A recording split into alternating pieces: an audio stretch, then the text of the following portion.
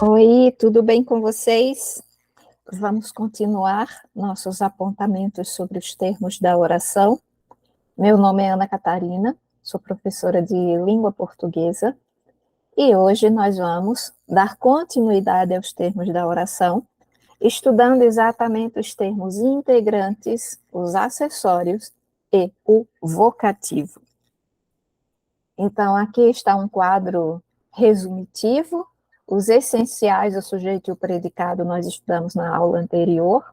Hoje nós vamos ver os integrantes, os acessórios e o vocativo, ou seja, os itens B, C e D. Então, começamos, né? Vamos começar pelos integrantes. Então, nós temos o complemento nominal, o objeto direto, o objeto indireto, o objeto direto preposicionado, o objeto direto pleonástico, o objeto indireto pleonástico e o agente da passiva. Parece complicado, mas não é. Então, comecemos pelo complemento nominal. Como o próprio nome diz, é o complemento de um nome, ok? Então, assim como objeto direto e objeto indireto são complementos de um verbo, há nomes que também precisam de complemento. E diferentemente dos complementos verbais, né, que a gente vai jogar ali com a presença ou não da preposição obrigatória para definir o objeto direto ou indireto, quando se trata de um complemento de nome, sempre tem preposição, ok? Então, a preposição sempre vem, porque ela está complementando o sentido de um nome, ok? Então, assim como existem verbos que são regidos por preposição, nós temos nomes que são regidos por preposição. Então, ele vem ligado por preposição a um substantivo, a um adjetivo ou a um advérbio. Então, aqui, quando a gente fala nome, a gente está exatamente definindo substantivo, adjetivo ou advérbio seguidos de preposição. Essa preposição sendo solicitada ou por esse substantivo, ou por esse adjetivo, ou por esse advérbio. Tá? Então, aqui nos exemplos, só Joana parecia alheia a toda essa atividade. Então, aqui está o a preposição, que não pode ser retirado, tá? É uma preposição obrigatória. Alheia não é um verbo, alheia é um nome. É um nome utilizado com essa preposição. Alheio a alguma coisa, alheia a alguma coisa. Então, a isso a gente dá o nome de complemento nominal. Tinha nojo de si mesma. Ó, preposição de, preposição obrigatória, nome, nojo, nojo de algo. Dizia ter ódio aos injustos, também pode ser ódio dos injustos. De uma forma ou de outra, nós temos uma preposição obrigatória relacionada a um nome. Favoravelmente a ele, Júlia absteve-se do voto. Favoravelmente, né? Vejam que aqui pode ser substantivo, adjetivo ou advérbio. Então, nós temos aqui favoravelmente um advérbio. A preposição obrigatória não pode ser retirada, relacionada a um nome, tá? Então, no caso de o antecedente ser adjetivo ou advérbio, ou seja, você tem um adjetivo ou um advérbio ligado a uma preposição, sempre vai ser complemento nominal. Não há dúvida, não tenha dúvida. Foi um adjetivo relacionado a uma preposição, foi um advérbio relacionado a uma preposição, esse termo regido pela preposição é um complemento nominal.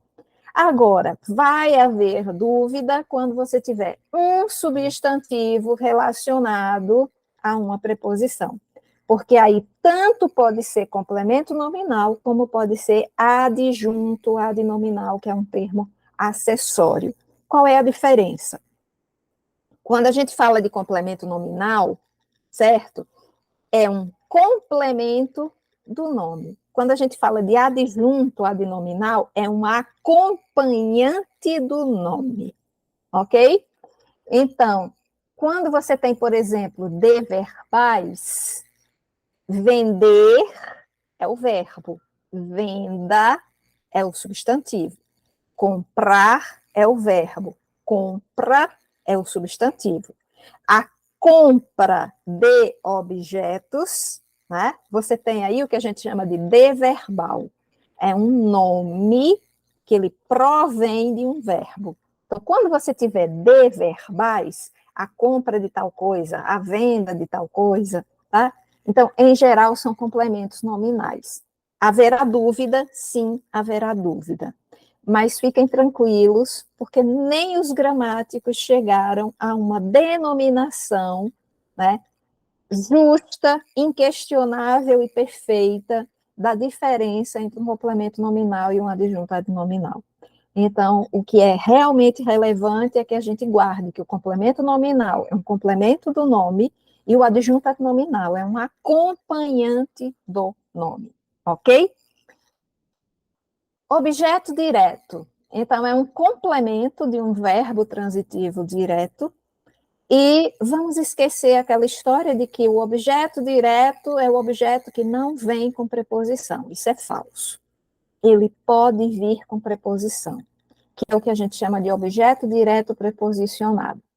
Só que, diferentemente do objeto indireto, a preposição no objeto direto, ela não é obrigatória, ela pode ser retirada da frase sem prejuízo, ok? Então, a gente não vai dizer que o verbo transitivo direto é aquele cujo complemento não tem preposição. A gente vai dizer que é aquele cujo complemento não tem preposição obrigatória, ok? Então, a maioria das vezes não vem essa preposição. Então, quando isso ocorrer, nós temos um objeto direto. Lembrando que objeto direto e objeto indireto são complementos do verbo, ok? E complemento nominal é complemento do nome. Então, não recebo dinheiro nenhum, aqui está o verbo, dinheiro nenhum, não tem preposição obrigatória, ligando o verbo a esse complemento. Nunca o interrompi. Na aula anterior, eu falei ligeiramente dos pronomes oblíquos, o, a, os, as, li, lhes. Li e lhes substituem objetos indiretos. O, a, os, as, objetos diretos, ok? Então, nunca o interrompi é como se você dissesse, nunca interrompi ele, ok? Não tem preposição obrigatória. Nunca achou dois ou três, também complementando aqui, verbo achar. Discreto e cauteloso, raramente diz sim ou não categóricos. Então, raramente diz algo, também não tem preposição obrigatória. Então, o, os, a e as substituem objeto direto. Li e lhes substituem objetos indiretos ou termos que vêm seguidos por preposição. Isso é extremamente importante, porque quando você encontrar esses pronomes substituindo alguma coisa, se vem o, a, os, as, você já sabe que o complemento é direto, ok? Objeto indireto. Aqui sim é um verbo que vem regido por preposição, e essa preposição ela é obrigatória. Ela não pode ser retirada, ok? Então, duvidava da riqueza da terra, você duvida de algo, a preposição não pode sair. Mas quem daria dinheiro aos ricos, né? Dar algo, esse algo é direto, mas nós estamos destacando o indireto, aos ricos, a alguém, a preposição é a. Entregou-se ao estudo e à cura de si mesmo, entregar-se a algo. As noites não lhe trouxeram repouso. Olha aqui o li. Viu o li, já sabe que tem preposição, ok? Não necessariamente você vai ver o li e vai dizer, ó, é objeto indireto. Não, porque depende. Se for um verbo que esteja pedindo, que esteja relacionado a esse li, é um objeto indireto. Mas se for um nome, né, vai ser complemento nominal. O que você precisa saber é que o, a, os, as substitui objeto direto e li e lhes, termos regidos por preposição, inclusive o objeto indireto. Objeto direto preposicionado. Então, o que é o objeto direto preposicionado? É um objeto direto que vem com preposição, mas a preposição pode ser retirada. Ela não vai causar nenhum prejuízo se não fizer parte da frase, ok? Então, quando isso ocorrer, você não vai chamar de objeto indireto, você vai chamar de objeto direto preposicionado. Só não amava a Jorge como amava ao filho. Se você tirar o a, só não amava Jorge como amava o filho, sem nenhum prejuízo. A homem pobre ninguém roube. Homem pobre ninguém roube. Vai matar ao pai. Vai matar o pai. Se eu tirar a preposição, não há prejuízo de sentido para a frase. Então, quando isso ocorrer, a gente tem um objeto direto preposicionado. Objeto pleonástico, direto ou indireto. Então, o que é um objeto pleonástico? Pleonástico vem de pleonasmo. Acho que vocês estão lembrados, já devem ter estudado o que a gente chama de figuras de linguagem. Nas figuras de linguagem, vocês devem ter estudado metonímia, metáfora, comparação, personificação, hipérbole. E há uma figura de linguagem chamada pleonasmo. Pleo significa cheio. Então, a figura de linguagem chamada pleonasmo é quando ela exagera. Exagera no sentido de dar uma informação que já foi dada, certo? Então, por exemplo, chover a chuva, chover molhado, entrar para dentro, sair para fora. Então, tudo isso aí é pleonasmo. Então, quando a gente chama objeto pleonástico, é porque o objeto vem e é reforçado a seguir. Ele vem duas vezes, certo? Então, por isso que é pleonástico. Então, árvore, filho e livro, queria os perfeitos. Então, esse os está substituindo livro, filho e árvore, que são objetos diretos. Então, eu tenho um objeto direto aqui, reforçado, repetido no os. Então, a gente tem um objeto direto pleonástico. A mim, ninguém me espera em casa. Você espera alguém, ok? Essa preposição, ela não é obrigatória. Então, você tem um objeto direto, ok? Mas você tem a mim e me. Eles vêm repetidos, os objetos. Então, pleonástico. Aos meus escritos não lhes dava. O lhes, se vem lhes, é porque o termo tem preposição. Então, aqui a gente não está mais na dimensão do direto, já estamos na dimensão do indireto, já que estamos lidando com verbo dar, ok? Então, aos meus escritos é igual a lhes. O objeto vem repetido, ele vem duas vezes, então, pleonástico. A mim ensinou-me tudo. Ensinar a alguém. Aqui a preposição é obrigatória, ok? Então, a mim e me, objetos indiretos. Vêm repetidos. Como vêm repetidos, então, pleonástico. Agente da passiva. Lembra que nós falamos da voz passiva? A voz passiva é quando o sujeito é paciente. Ele não pratica a ação, ele sofre a ação, ok? Só que na voz passiva existe um termo que age. Não é o sujeito, porque o sujeito é paciente. Esse termo que age, a gente chama de agente da passiva. Ou seja, aquele que age na voz passiva, ok? Então, esta carta foi escrita por um marinheiro americano. Esta carta é o sujeito, é um sujeito paciente, ele não é agente. Quem é agente? O marinheiro americano. Mas não vem na posição de sujeito. E uma dica primordial para você identificar que isso aqui não vem na posição de sujeito nunca vem acompanhado de preposição. Se você viu uma preposição, não pode ser sujeito. Não classifique como sujeito. Sujeito e preposição não andam juntos. Eles são brigados terminantemente, ok? Então, por um marinheiro americano, o agente da passiva, porque é o que pratica a ação na voz passiva.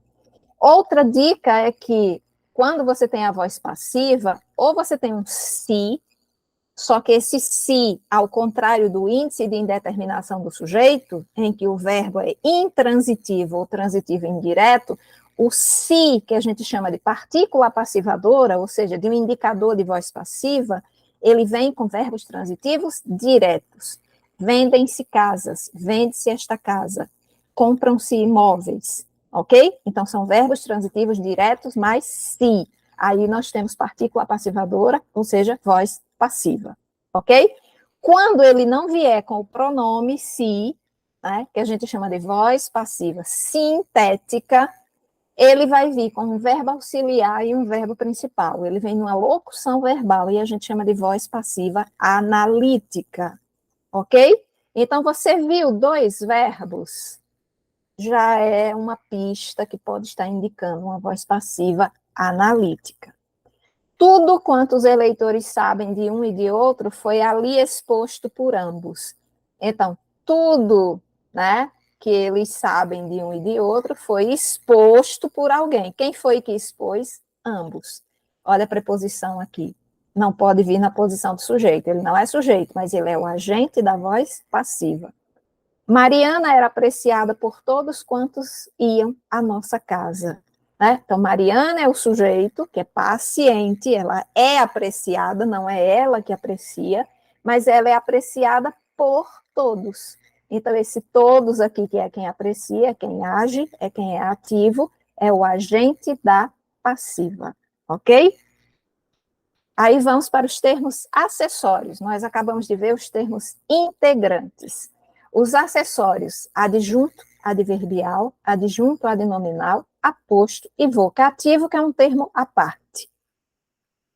Uma observação, esse prefixo ad, que a gente encontra aqui, ele significa junto. Então, quando você vir adjunto adverbial, significa junto, junto, junto do verbo. Junto, junto, junto do nome, ok? Então, significa que isso aqui acompanha verbo e isso aqui acompanha nome, ok? Então, vamos lá para os termos acessórios. O adjunto adverbial. Então, o adjunto adverbial faz parte dos adjuntos adverbiais. Adjunto adverbial é uma função que é exercida por duas classes. A classe dos advérbios e a classe das locuções adverbiais. O que é locução? Quando eu tenho mais de uma palavra, ok? Então, são termos que denotam alguma circunstância, de tempo, de lugar, de negação, de comparação, de meio, de instrumento, de modo, tudo isso aí, né, que vai denominar alguma circunstância, é um adjunto adverbial. E uma circunstância em relação ao verbo, por isso que é adjunto adverbial, por isso que é algo que vem junto do verbo, ou seja, se relaciona com o verbo. Então, aqui não passa ninguém. Aqui, adjunto adverbial de lugar, não, adjunto adverbial de negação, passa verbo ninguém. Né? Então, aqui são dois adjuntos adverbiais. Amou-a perdidamente, ou seja, o modo como amou, adjunto adverbial. Não havia de perder o esforço daqueles anos todos por causa de um exame só. Aqui, causa, que também é uma circunstância adverbial, certo? Adjunto adverbial. Nos adjuntos adnominais, nós temos os acompanhantes do nome. Quem é que acompanha o substantivo? Quem é que pode estar ao lado de um substantivo? Então, você tem artigo, numeral, adjetivo, locução adjetiva e pronome. Então, essas classes aqui funcionam como adjuntos adnominais, ou seja, elas vêm junto, junto, junto de um nome. Esse nome aqui é um substantivo. Na areia podemos fazer até castelos soberbos, onde abrigar o nosso íntimo sonho. Então, castelos e sonhos são os substantivos, soberbos e íntimo os adjetivos, ou seja, os adjetivos são adjuntos adnominais, acompanham o substantivo. O homem já estava acamado dentro da noite sem cor. Noite, substantivo, sem cor, ou seja, descolorida, digamos assim. Então, sem cor é uma locução adjetiva. As ondas, ou as é artigo, ondas é o substantivo, rebentavam com estrondo, formando uma muralha de espuma. Muralha, substantivo, uma artigo. Deposito minha confiança, minha pronome, confiança, substantivo, no limiar da sua moradia. Sua, pronome, moradia, substantivo. Casara-se havia 2 semanas, 2 numeral, semanas substantivo. Então, o que está em cinza é substantivo. O que está nessa cor meio azulada, meio esverdeada, são exatamente os adjuntos adnominais, que são exatamente as classes que acompanham o substantivo, e são consideradas sintaticamente como adjuntos adnominais. Ainda os termos acessórios, vamos ao aposto. É um termo de explicação ou apreciação em relação a um termo ou expressão anteriormente citada. Então, eles, os pobres desesperados, quem são os pobres desesperados? Eles. Quem são eles? Os pobres desesperados. Então, esse jogo de vai e volta é típico do aposto, principalmente do aposto chamado explicativo. A cidade de Paris, qual é a cidade? Paris. Paris é a cidade. Né? Quando ele é especificativo, ele não vem separado por vírgula. A verdade é esta, não fala a bem dizer com acento algum. Isso aqui é a verdade, e a verdade é isso aqui. Os porcos do chiqueiro, as galinhas, os pés de bulgari, o carteiro da estrada, as cajazeiras, o bode manso, tudo na casa de seu compadre parecia mais seguro do que dantes. Tudo é igual a tudo isso que está em cinza. Aqui a gente chama de aposto resumitivo, ok? Então, o aposto tem sempre esse jogo de ir e voltar. É como se ele estivesse repetindo, parafraseando o que vem anteriormente. E, por fim, o vocativo, né? Que é uma evocação, um chamamento. Ó sinos de Santa Clara, por quem dobrais, quem morreu? Né? Então, você chama, você evoca os sinos. É sujeito? Não. Ok? Não é sujeito, é um chamamento. E ao vê-la, acordarei, meu Deus de França. Meu Deus de França, ao vê-la, eu vou acordar. É um chamamento. Dizei-me vós, Senhor Deus, dizei-me. Um chamamento a Deus. A isso a gente chama de vocativo. Vocativo sempre separado por vírgula, ok? Os apostos também, menos o aposto especificativo. E aí vamos exercitar um pouquinho. Sobre a estruturação do pensamento abaixo, assinalar a alternativa incorreta. Na árvore do silêncio está o fruto da segurança. Então, vamos lá ver. O verbo estar é intransitivo. Isso aqui, eu diria que é uma pegadinha. Por quê? Porque a gente está acostumado a decorar verbo, a decorar conjunção. Não faça isso, porque isso pode ser uma armadilha para você errar a questão. Analise a palavra dentro do contexto. Se você disser ela está feliz, é um verbo de ligação, porque está ligado a um adjetivo. Mas se você disser ela está em casa, deixou de ser verbo de ligação. Porque em casa não apareceu o adjetivo e você só tem um adjunto adverbial. Então ele passa a ser intransitivo. Ok? Então, muita atenção. Não decore lista de verbos, não decore lista de conjunções. Avalie o sentido dessa conjunção, desse verbo, seja do que for, no contexto, certo? Então, aqui, sim, o verbo está em transitivo, porque ele não está ligado a um adjetivo. Essa afirmação está correta, nós vamos ter de marcar a incorreta. Há 3 adjuntos adnominais. Lembram o adjunto adnominal que acompanha o substantivo? Então, você tem, por exemplo, esse artigo aqui, que está acompanhando silêncio. Você tem este artigo aqui, que está acompanhando fruto. E você tem este artigo aqui, que está acompanhando segurança. Ok, sem nenhum problema. Há apenas um adjunto adverbial. Sim, na árvore do silêncio, que é um adjunto adverbial de lugar. O sujeito é simples e seu núcleo é árvore. Estão vendo esse na? Na é em mais a. Lembram do que eu já disse? Preposição e sujeito são brigados. Certo? É uma briga que não tem resolução. Eles não fazem as pazes. Onde você vir preposição, não pode ser sujeito. Sujeito não vem acompanhado de preposição.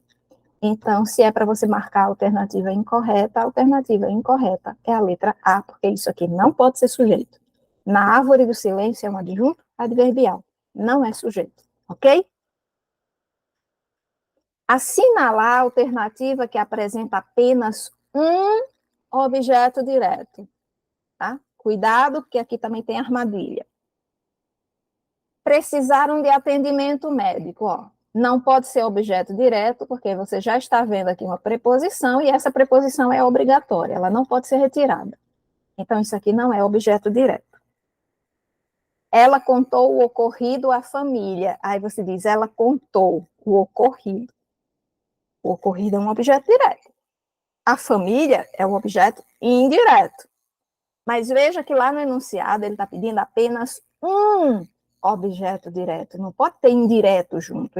Ele quer uma frase em que haja somente objeto direto. A professora atribuiu a tarefa à turma. Mesma coisa, a tarefa é objeto direto. A turma é indireto. Mas apenas aqui eu tenho somente o objeto direto. Por isso que é essa a alternativa correta. Comprou 2 livros novos. Aqui eu só tenho objeto direto. Ok?